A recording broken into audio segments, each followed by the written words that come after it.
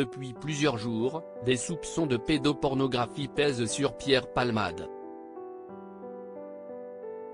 Ils font suite au signalement d'un homme, Patrick M., assurant que l'humoriste lui aurait montré des images de pédopornographie.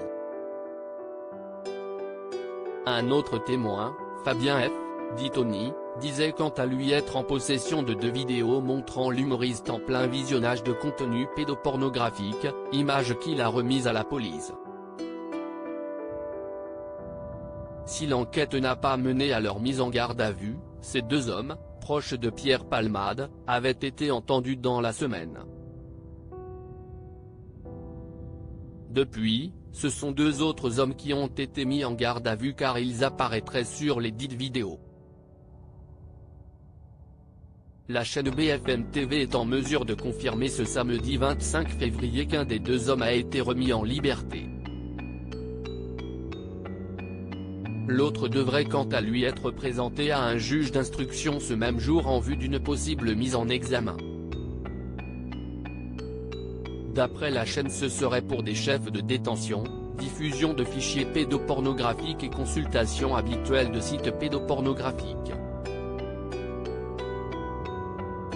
Pierre Palmade toujours à l'hôpital. La descente aux enfers a débuté le 10 février dernier pour Pierre Palmade, à l'origine d'un grave accident de la route ayant fait 3 blessés graves dont une femme enceinte ayant perdu son bébé.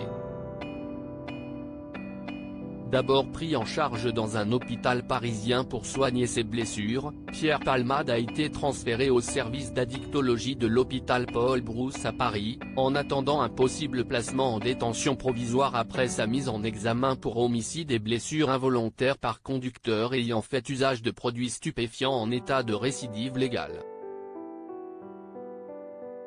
La décision est attendue ce lundi 27 février.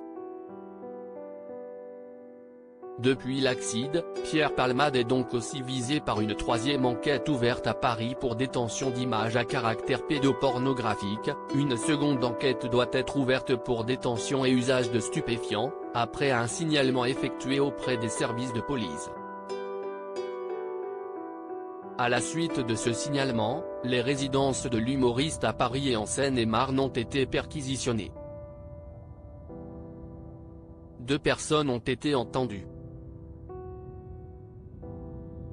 2 autres étaient en garde à vue dans le cadre de cette enquête diligentée par la Brigade de protection des mineurs, BPM, qui exploite également du matériel vidéo.